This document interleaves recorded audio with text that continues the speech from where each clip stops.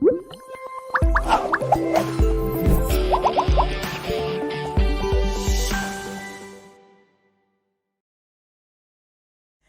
mes chers élèves. Est-ce que vous avez déjà entendu parler du complément d'objet direct? Aujourd'hui, on va parler de ce groupe. Et comme d'habitude, vous allez avoir besoin d'un cahier, un stylo et surtout la concentration. Restez avec moi, c'est très intéressant. On va se revoir dans un instant. Bonjour à vous tous et bienvenue dans cette nouvelle séance. Dans cette vidéo, je vais donc vous expliquer c'est quoi un complément d'objet direct, son emplacement dans la phrase et sa nature. Restez donc avec moi. Alors, commençons par la lecture des phrases. Maman prépare le repas. Mon oncle appelle Farid. Il la conduit. J'aime lire. Très bien. Alors, on va commencer par la première phrase. Regardez bien. Maman prépare le repas. Vous allez lire maintenant juste la première partie. La première partie, c'est celle qui est soulignée en vert. Maman prépare. Très bien. Est-ce que vous avez compris cette phrase? Maman prépare. Maman prépare quoi? Évidemment, le repas. Ce qui fait que cette phrase « maman prépare », elle n'a pas de sens. Et pour compléter le sens, on a ajouté le repas. C'est pour cela on a dit le repas, c'est un complément. Un complément qui vient pour compléter le sens de la phrase. Alors, on va écrire c'est. C'est. Ce complément, son objectif, c'est-à-dire ici, son objectif c'est quoi? C'est de compléter la phrase. Mais est-ce compléter la phrase directement ou indirectement? Directement, sans préposition. Directement, il est lié directement à la phrase sans préposition. Alors, directement. Voilà. C'est de là on a appelé complément d'objet direct. Le complément d'objet direct. Il est placé juste après le verbe. Il est placé juste après le verbe. Maman prépare. Prépare quoi? Le repas. Vous avez bien entendu. J'ai posé la question quoi? Cela veut dire que pour trouver le complément d'objet direct, on pose la question quoi? Voilà. Quoi? Maman prépare quoi? Prépare le repas. Très bien. Alors, le repas, c'est un complément d'objet direct. Très bien. Passons à la deuxième phrase. Mon oncle appelle Farid. Allez-y encore. Lisez juste la première partie, soulignée en vert. Mon oncle appelle. Mon oncle appelle. Appelle qui? Normalement, il doit appeler quelqu'un. Alors, mon oncle appelle Farid. Mon oncle appelle n'a pas de sens. Il lui faut un complément. Et ce complément, son objectif, c'est de compléter cette phrase directement. Directement sans préposition.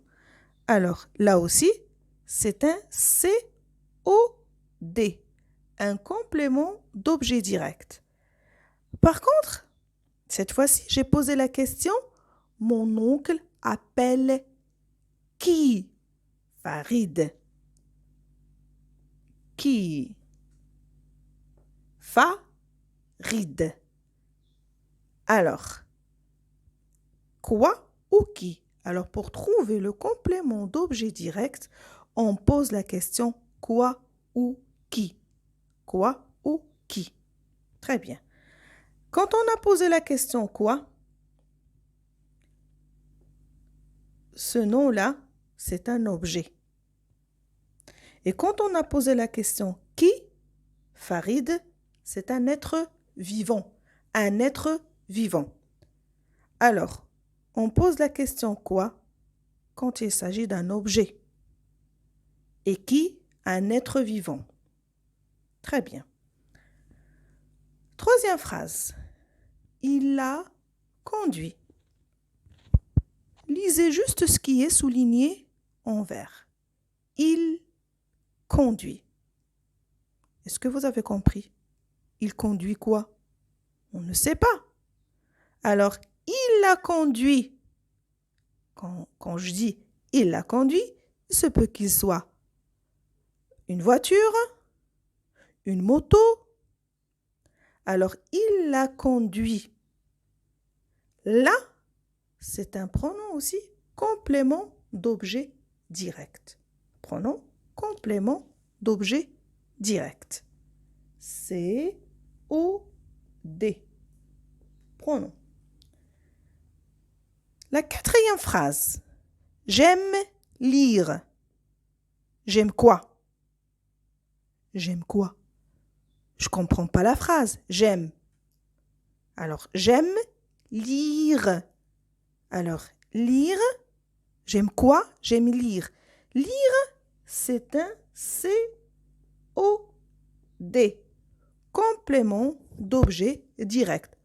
C'est pour compléter le sens de la phrase. Son objectif, c'est de compléter le sens de la phrase d'une manière directe. C-O-D. Complément d'objet direct.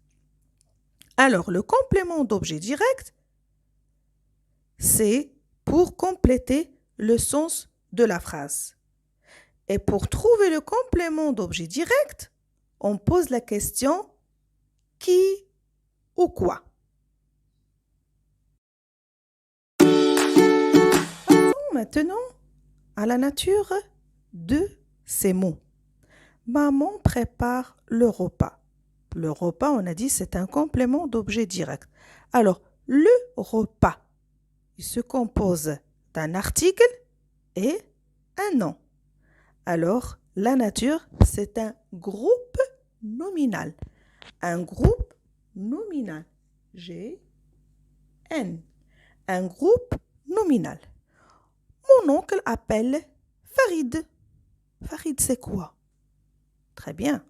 C'est un nom. Un nom. Il l'a conduit. Là, ici, précède un verbe. Dans ce cas, c'est un pronom.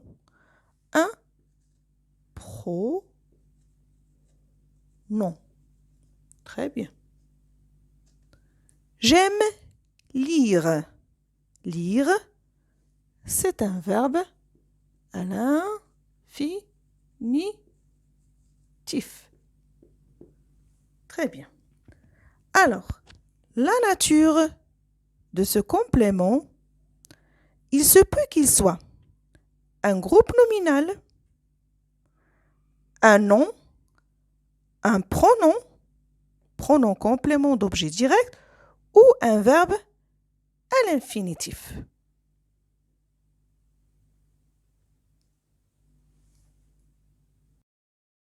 Le complément d'objet direct est un mot ou un groupe de mots qui se joint au verbe pour en compléter le sens, ce qu'on vient de voir. Alors, le complément d'objet direct, c'est un mot, comme on a vu, Farid tout à l'heure, ou un groupe de mots, comme le repas, qui se joint au verbe pour en compléter le sens. Ça veut dire il est toujours, son objectif ou son but, c'est de compléter le sens de la phrase. Sans le complément, il n'y a pas de sens. La phrase n'a pas de sens. Ici aussi, le verbe précède toujours le complément d'objet direct. Voyons.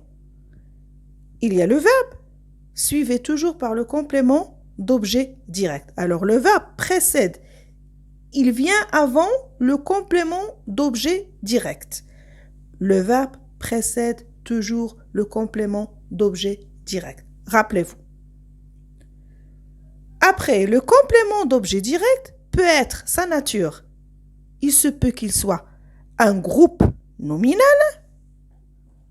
Il se peut qu'il soit un nom, un pronom, un verbe à l'infinitif.